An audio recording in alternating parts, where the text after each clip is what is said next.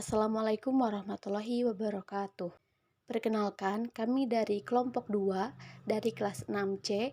Di sini kami akan sedikit memaparkan mengenai perkembangan bioteknologi secara positif maupun negatif. Di mana ini adalah salah satu tugas dari mata kuliah bioteknologi dengan dosen pengampu Ibu Dr. Tuti Kurniati MPD dan juga Ibu Ukit MSI. Adapun anggota dari kelompok 2 yaitu yang pertama Sally Yuliana Putri, Sahnaz Salsabila, Sylvia Dimiharta, Siti Fatimah Zahra, saya sendiri Sopi Parihah, dan yang terakhir Tasya Salsabila. Perkembangan bioteknologi terbagi menjadi 3 tahap, yaitu pada abad ke-19, bioteknologi dimulai dari perkembangan ilmu pertanian dan fermentasi.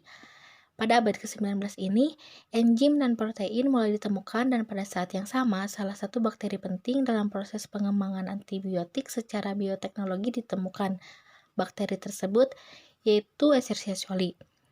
Kemudian pada abad ke-20, mulai adanya pengenalan dan penerapan teknologi rekombinasi DNA atau rekayasa genetika untuk menghasilkan produk-produk yang bermanfaat bagi kehidupan manusia, sehingga pada masa ini bioteknologi industri mulai berkembang.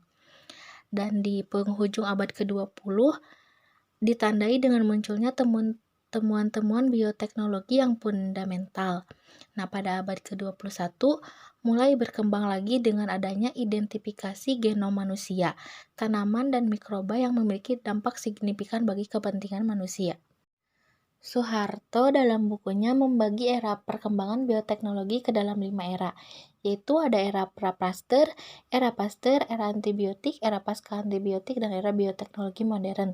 Dalam perkembangannya, bioteknologi telah mencapai pada tingkat rekayasa yang lebih terarah sehingga hasilnya dapat dikendalikan. Teknik yang sering dikenal sebagai teknik DNA rekombinan atau rekayasa genetika, para ilmuwan dapat memindahkan sifat-sifat genetik satu organisme ke organisme lain dan teknologi cloning yang mampu memperbanyak keturunan organisme tanpa melalui perkawinan. Nah, jika dilihat berdasarkan teknik yang digunakan, bioteknologi dapat diklasifikasikan menjadi 2, yaitu ada bioteknologi konvensional yang merupakan bioteknologi yang memanfaatkan mikroba untuk memodifikasi bahan dan lingkungan untuk memperoleh produk yang optimal. Misalnya pembuatan tempe, tape, roti, dan pengomposan sampah. Kemudian ada juga bioteknologi modern yang dilakukan melalui pemanfaatan keterampilan manusia dalam melakukan manipulasi makhluk hidup agar dapat digunakan untuk menghasilkan produk yang sesuai seperti yang diinginkan oleh manusia. Misalnya seperti teknik rekayasa genetika. Nah, bioteknologi modern ini berkembang pesat setelah genetika molekuler berkembang dengan baik. Hal tersebut dimulai dengan pemahaman tentang struktur DNA yang pada tahun 1960-an dan hingga berkembangnya berbagai teknik molekuler yang telah menjadikan pemahaman tentang gen menjadi lebih baik. Di Indonesia sendiri, bioteknologi ini telah berkembang sejak lama, misalnya pada pembuatan keju, tempe, oncom, dan lain sebagainya. Namun untuk biologi modern sendiri baru berkembang pada tahun 1985, yaitu ketika Menteri Pendidikan dan Kebudayaan mengizinkan munculnya program bioteknologi pada beberapa perguruan tinggi. Nah, Indonesia memanfaatkan bioteknologi dalam berbagai bidang seperti contohnya bidang pertanian yang dilakukan untuk merakit varietas unggul seperti tanaman padi dan tanaman semusim yang dapat membantu dalam penyediaan kebutuhan pangan di Indonesia. Kemudian pada bidang kesehatan, nah bioteknologi dapat memberikan kesempatan dalam pemecahan masalah seperti mendiagnosa, mencegah, serta mengobati penyakit genetis. Dan dalam bidang lingkungan, bioteknologi dapat membantu merestorasi lingkungan yang tercemar serta meningkatkan kualitas lingkungan. Perkembangan bioteknologi sendiri sangat dipengaruhi oleh perkembangan ilmu-ilmu dasar, seperti perkembangan mikrobiologi, genetika, dan biokimia. Nah, mikrobiologi sendiri mempunyai peranan sangat penting karena studi awal mengenai manipulasi genetika dilakukan terhadap kelompok mikroorganisme. Namun, bukan mikrobiologi saja satu-satunya ilmu dasar yang berperan penting dalam perkembangan bioteknologi. Genetika dan biokimia pun memiliki peranan yang sama penting dalam pengembangan bioteknologi.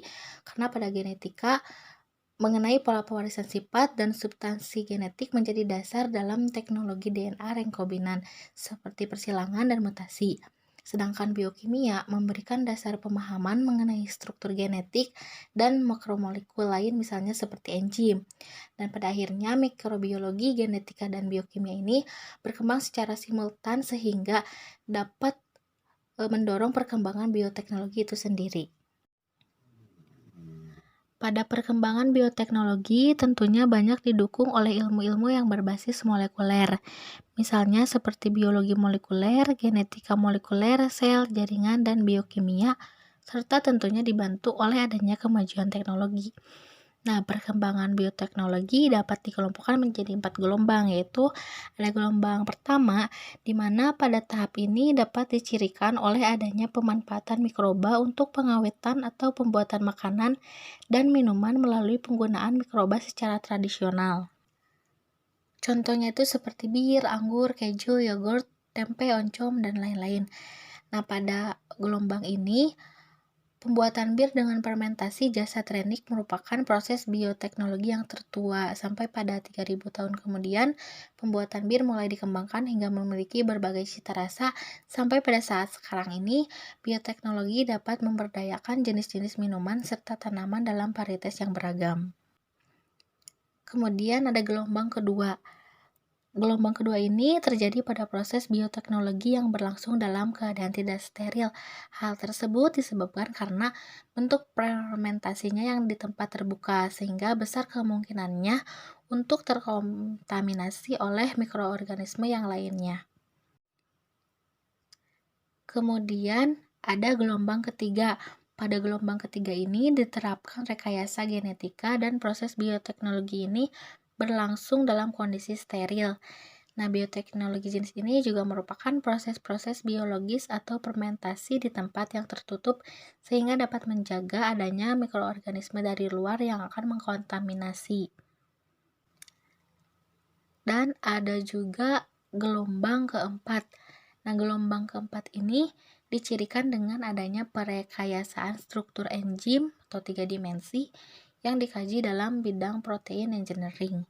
Nah, perkembangan proses bioteknologi itu tidak lepas dari peran enzim sebagai biokatalisnya.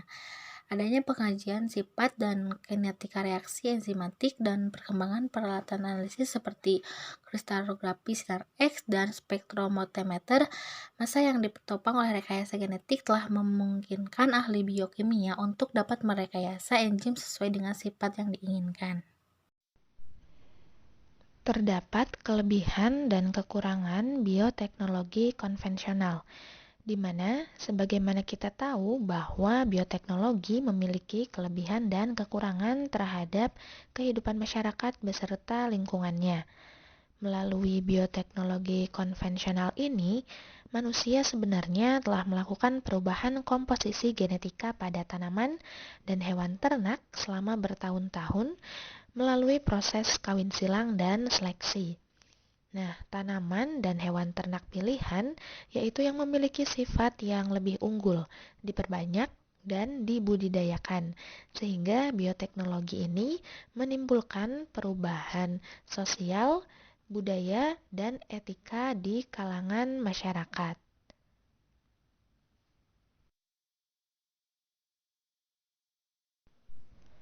Selanjutnya, terdapat kelebihan bioteknologi konvensional. Yang pertama adalah bioteknologi banyak berperan dalam penyediaan produk pangan dunia. Varietas tanaman unggul dirakit sehingga tahan terhadap herbisida, tahan terhadap hama, kemudian penyakit dan virus.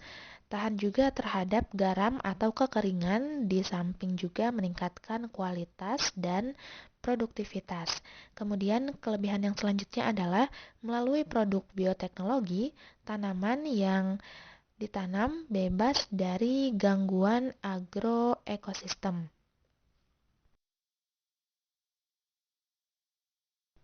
Selanjutnya, Pengembangan tanaman pangan transgenik yang mengandung vaksin atau nutrisi tertentu sangat bermanfaat bagi penduduk yang kurang gizi di negara terbelakang atau negara miskin. Nah, untuk mencegah kelaparan dan penyakit akibat gizi buruk. Kemudian selanjutnya, bioteknologi ini memegang peranan yang nyata dalam mengendalikan dan memperbaiki mutu lingkungan hidup. Karena pada saat ini bioteknologi difokuskan untuk mengelola limbah domestik, pertanian, industri, pertambangan, dan yang lainnya.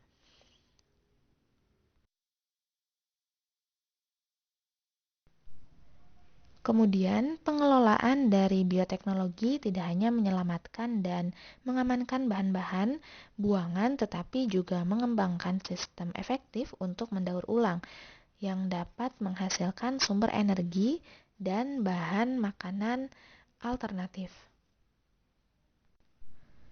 Nah, sebagai contoh, adanya cemaran air laut oleh tumpahan minyak dari kapal tangki berpengaruh buruk terhadap biota laut, serta memerlukan waktu yang lama untuk membersihkannya. Sehingga pemanfaatan mikroorganisme transgenik untuk mengurai cemaran minyak adalah contoh dari keampuhan bioteknologi bagi lingkungan. Nah, selain itu juga kemampuan mikroba Thiobacillus ferrooxidans untuk mencuci logam dari biji yang bermutu rendah adalah juga untuk keunggulan dari bioteknologi. Selanjutnya ada tembaga, uranium, dan emas dapat secara efektif kita ekstraksi dari lembah mineral sehingga mengurangi kerusakan lingkungan.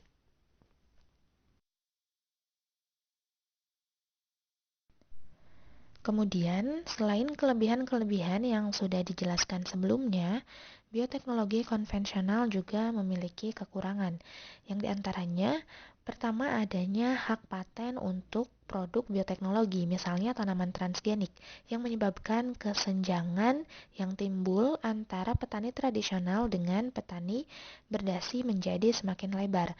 Selanjutnya, tidak adanya perbaikan masalah genetik dan tidak bisa mengatasi masalah genetik yang sudah ada sebelumnya.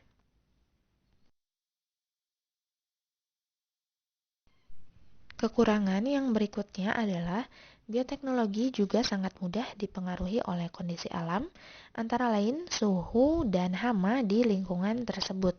Kemudian, produksinya terbatas, hasilnya bervariasi dan tidak seragam.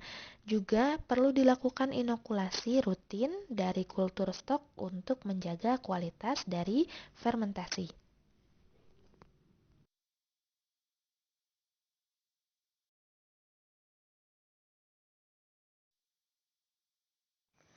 Pada kelebihan dan kekurangan bioteknologi modern, terdapat karakteristik bioteknologi modern. Yang pertama, bersifat steril.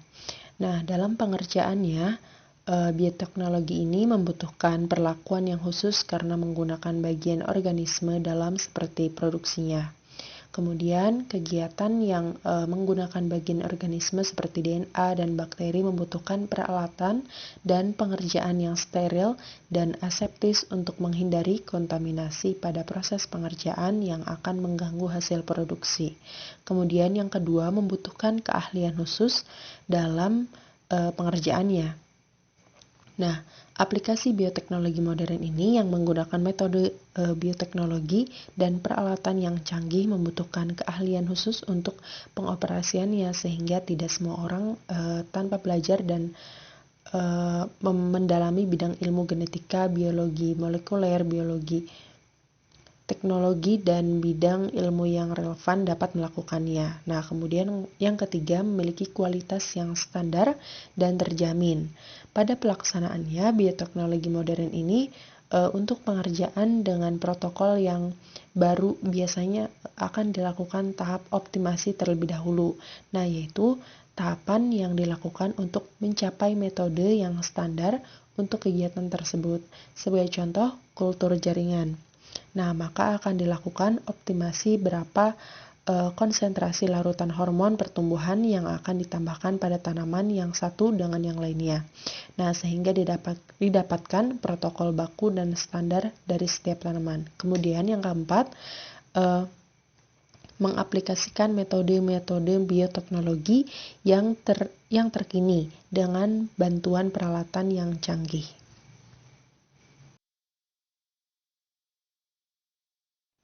Nah, selanjutnya, bioteknologi modern ini memiliki berbagai macam kelebihan yang dapat membantu mengaktifkan hasil produksi pada pelaku. Nah, diantaranya, yang pertama, pengendalian sifat genetik dilakukan secara terarah dan sesuai dengan prosedur yang telah ditetapkan oleh para ahli. Nah, hal ini dapat mengatasi kendala ketidaksesuaian genetik atau ketidaknormalan genetik yang sering ditemukan pada teknik konvensional. Nah, selain itu, yang kedua, dapat menghasilkan varietas baru dengan sifat yang lebih unggul, serta jangka waktu yang digunakan untuk mengembangkan galur tanaman baru ini lebih singkat sehingga produk yang dihasilkan dengan teknik ini menjadi lebih berkualitas. Nah, kemudian yang ketiga, pengembangan organisme yang mampu bertahan hidup pada lingkungan alam yang sulit. Karena dengan adanya bioteknologi modern ini dapat mengubah pada suatu organisme sehingga dapat bertahan hidup pada lingkungan yang sulit. Nah, kemudian yang keempat, dapat meningkatkan kualitas dan kuantitas hasil produk.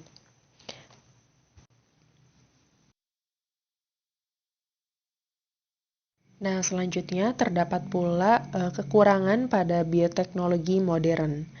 Nah, kekurangan dari bioteknologi modern ini terlihat pada harga yang relatif mahal karena penggunaan peralatan dengan teknologi yang canggih. Nah, selain itu, pengaruh jangka panjang pun belum dapat diperkirakan. Nah, kemudian yang ketiga, bergantung pada peralatan yang canggih dan modern, karena kita dapat mengetahui bagaimana proses bioteknologi modern ini cukup sangat sulit ya bagi seorang yang awam, sehingga membutuhkan teknologi yang canggih. Nah, kemudian yang keempat, dapat pula mengganggu keseimbangan alam. Nah, selanjutnya terdapat tabel kelebihan dan kekurangan bioteknologi modern. Agar lebih mudah dipahaminya, maka disajikan dalam bentuk tabel. Yang pertama, di sini terdapat kelebihan bioteknologi modern, yaitu perbaikan sifat genetik secara terarah. Dan dapat pula meningkatkan kualitas dan kuantitas hasil produk. Namun kekurangannya ini membutuhkan kos yang tinggi atau biaya yang cukup mahal dalam proses pengerjaannya. Nah, kemudian mampu menghasilkan bibit unggul dengan waktu pengerjaan yang relatif cukup singkat atau sebentar, namun kekurangannya ini bergantung pada peralatan yang canggih dan modern, dan tentunya dengan biaya yang tidak murah atau biaya mahal ya. Nah, kemudian terdapat kelebihan pula berupa hasilnya ini dapat diprediksi dan dapat pula diperhitungkan. Nah, kemudian dapat pula digunakan dalam pengobatan terapi gen. Namun kekurangannya ini pengaruh jangka panjangnya ini belum diketahui. Setelah membahas dampak negatif, tentu dong pasti ada dampak positif dari bioteknologi ya, baik itu konvensional ataupun modern. Nah, untuk konvensional sendiri kita udah pasti tahu untuk produksi di industri, produksi makanan, tempe, nata de coco, yogurt, dan lain-lainnya. Bahan baku utamanya misalnya susu nih, bisa berubah menjadi keju, mentega, kemudian yogurt. Itu menambah nilai produksi atau bisa juga menghasilkan harga yang lebih tinggi daripada bahan baku awalnya, atau bisa juga menjadi lebih murah untuk membantu perekonomian manusia juga. Kemudian bisa mengatasi kekurangan bahan makanan, misalnya produksi makanannya butuh waktu bertahun-tahun atau berbulan-bulan, sedangkan bioteknologi membantu prosesnya jadi menjadi lebih cepat. Nah, di kemampuan bioteknologi juga terus berkembang ya, dari metode-metode yang modern seperti kultur jaringan, rekayasa genetik, hibridoma cloning, kemudian PCR yang sering kita dengar nih di masa pandemi sekarang untuk mendeteksi gimana sih di tubuh kita apakah ada virus tidak. Nah, ini menggunakan bioteknologi. Kemudian cloning, hibridoma. Ini sistemnya sama ya, tekniknya untuk memindahkan atau fusi sel misalnya dari A ke B gitu. Nanti hasilnya bisa menjadi antibodi monoklomal. Kemudian kultur jaringan itu untuk memperbanyak dari tanaman atau memperkembangbiakan tanaman. Kemudian rekayasa genetik itu bisa digunakan oleh hewan yang bisa menyembuhkan atau rekayasa genetik itu teknik memindahkan gen untuk memperbaiki sel atau jaringan-jaringan yang rusak juga bisa. Nah, kemudian ada manfaat bioteknologi terhadap lingkungan. Yang pertama, bioteknologi itu bisa mengolah limbah atau menguraikan pencemarannya lebih cepat nih, dibantu oleh salah satunya ada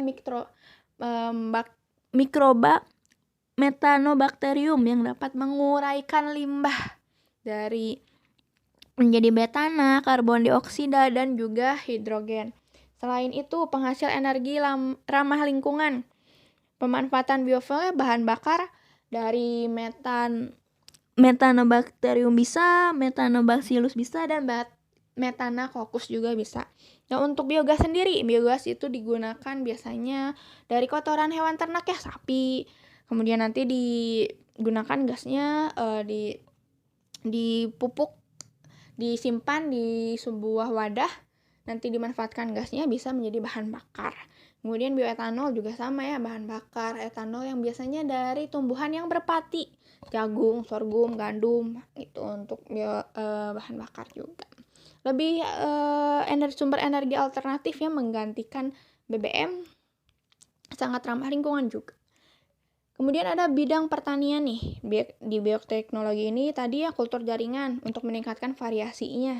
Variasinya menjadi lebih unik misalnya tanamannya atau memperbanyak perkembangbiakan tanamannya dari kultur jaringan. Kemudian ada fiksasi nitrogen.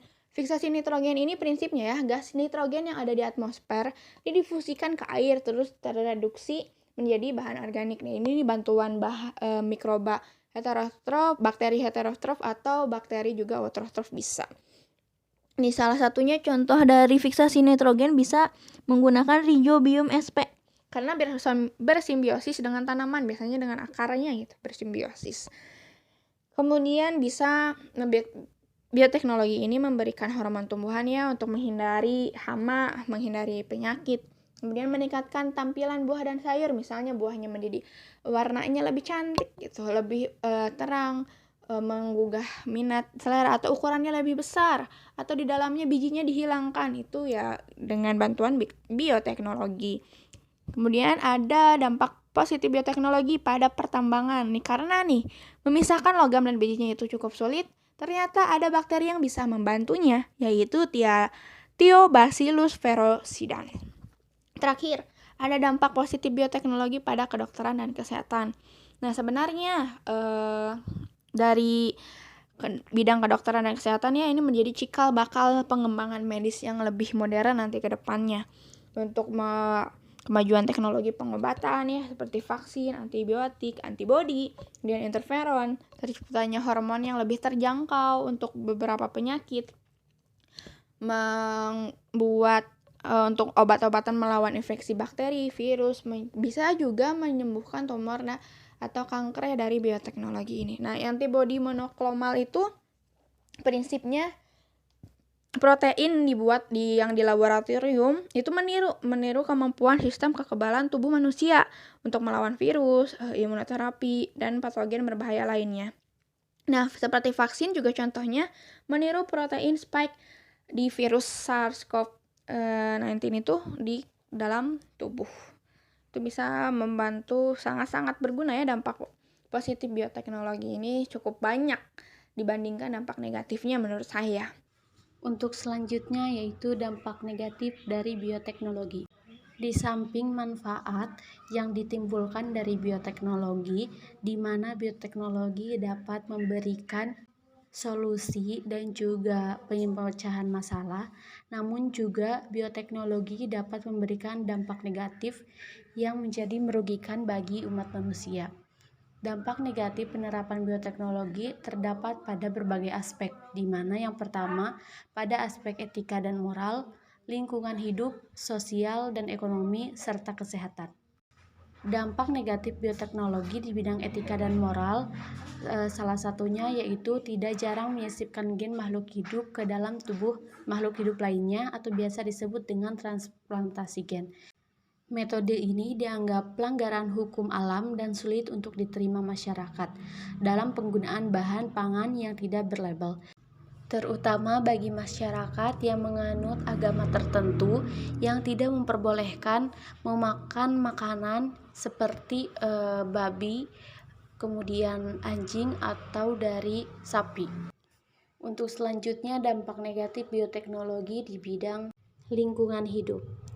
Makhluk hidup transgenik yang dilepaskan ke alam bebas dapat menimbulkan dampak yang cukup serius.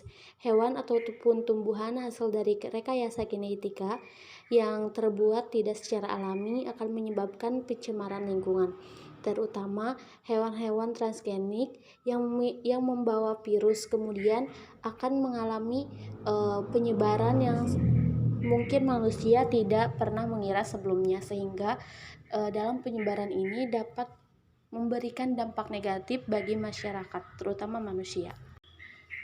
Kemudian dampak negatif bioteknologi di bidang sosial dan ekonomi, seperti pada produk bioteknologi yang menggunakan hormon tumbuhan sapi atau Bovine Growth Hormone atau BGH, dapat meningkatkan produksi susu sapi sehingga mencapai 20%, di mana hal ini dapat merugikan ternak sapi kecil yang menghasilkan susu sapinya tidak sebanyak itu.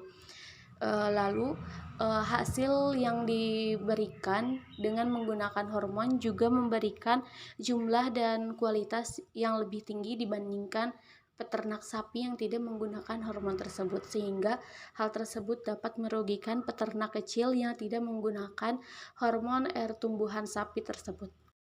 Untuk selanjutnya yaitu dampak negatif bioteknologi di bidang kesehatan, seperti pada penggunaan insulin hasil rekayasa genetika yang telah menyebabkan kematian di Inggris. Selain itu, pemakaian BGH pada sapi diduga pada susu sapi menjadi terkandung bahan kimia baru yang memiliki potensi membahayakan kesehatan manusia, sehingga hasil yang diproduksi dari hasil rekayasa genetika ini mungkin tidak 100% aman untuk dikonsumsi bagi manusia. Untuk selanjutnya yaitu penanggulangan dampak negatif bioteknologi. Nah, dampak negatif dari bioteknologi ini tidak terasa hanya pada satu kelompok atau wilayah saja yang melakukan plantasi bioteknologi. Namun secara global seluruh masyarakat manusia mengalami ancaman dari dampak negatif bioteknologi ini, sehingga secara internasional terdapat peraturan dalam ilmu bioteknologi. Peraturan secara internasional terdapat perjanjian global pertama yang bersifat komprehensif mencakup semua aspek keanekaragaman hayati, yaitu UNCBD atau United Nations Conference on Biological Diversity pada tahun 1992, yang di dalamnya mengatur bioteknologi seperti pada pasal 19 ayat 3 Konvensi Kewajiban para pihak untuk mempertimbangkan kebutuhan akan protokol untuk menentukan prosedur yang sesuai di bidang pengalihan, penanganan, dan pemanfaatan OHMG atau organisme hasil modifikasi genetika. Kemudian, pada pasal 8 konvensi merupakan pengaturan mengenai konservasi in situ. Dalam bagian G, pasal tersebut dinyatakan bahwa para pihak wajib mengembangkan dan memelihara cara-cara untuk mengatur, mengelola, atau mengendalikan risiko yang berkaitan dengan penggunaan dan pelepasan organisme termodifikasi hasil dari bioteknologi yang mungkin mempunyai dampak lingkungan yang merugikan, yang dapat mempengaruhi konservasi dan pemanfaatan secara berkelanjutan dari keanekaragaman hayati, dengan memperhatikan pula risiko terhadap kesehatan manusia. Selain secara internasional, di Indonesia sendiri memiliki peraturan tersendiri mengenai bioteknologi. Di Indonesia terdapat peraturan mengenai bioteknologi di mana ini adalah salah satu cara dalam penanggulangan dampak negatif dari perkembangan bioteknologi yang tercantum dalam beberapa pasal Undang-Undang tahun 1945, yaitu yang pertama pada pasal 69 ayat 1 huruf G dalam Undang-Undang PPLH menyatakan setiap orang dilarang melepaskan produk rekayasa genetika ke media lingkungan hidup yang bertentangan dengan peraturan perundang-undangan atau izin lingkungan. Nah, apabila dilanggar, maka dalam pasal 101 dikenai ketentuan pidana bagi orang-orang yang melanggar. Kemudian pasal yang kedua yaitu pada Undang-Undang Nomor 21 Tahun 2004 mengenai Protokol Kartagena tentang keamanan hayati atas Konvensi tentang Keanekaragaman Hayati. Protokol Kartagena itu tersendiri mengatur beberapa hal, yaitu persetujuan pemberitahuan terlebih dahulu, di mana prosedur ini wajib dilakukan oleh pihak yang melakukan perpindahan lintas batas OHMG. Kemudian prosedur pemanfaatan OHMG secara langsung, kajian risiko mengenai perpindahan lintas batas yang tidak disengaja dan langkah-langkah darurat, clearing keamanan hayati, dan lain-lain. Juga terdapat undang-undang lain yang mengatur mengenai Nah, kesimpulan bioteknologi. dari materi kali ini, perkembangan bioteknologi itu mulai dari era praprasejarah atau masih sederhana gitu bioteknologi konvensional. Kemudian sudah masuk kepada era antibiotik, antibakteri ya. Kemudian era teknologi hibridoma dan era generasi baru nih. Bioteknologi konvensional akan terus bisa dimanfaatkan atau mungkin bisa diperbaharui dan juga akan semakin modern bioteknologi modern ini. Namun tetap tidak terlepas dari dampak negatif dan positif tentunya. Pengaruhnya akan berdampak bagi manusia sendiri, bagi hewan, tumbuhan, lingkungan, dan berbagai sektor bidang mulai dari industri, pertanian, pertambangan, kedokteran, dan kesehatan. Namun semoga manusia tidak selalu mengikuti egonya untuk tetap menjaga keseimbangan alam ya. Sekian dari kelompok kami, mohon maaf apabila banyak kekurangan dan kesalahan kata. Wabillahi taufiq wal hidayah. Wassalamualaikum warahmatullahi wabarakatuh. Terima kasih.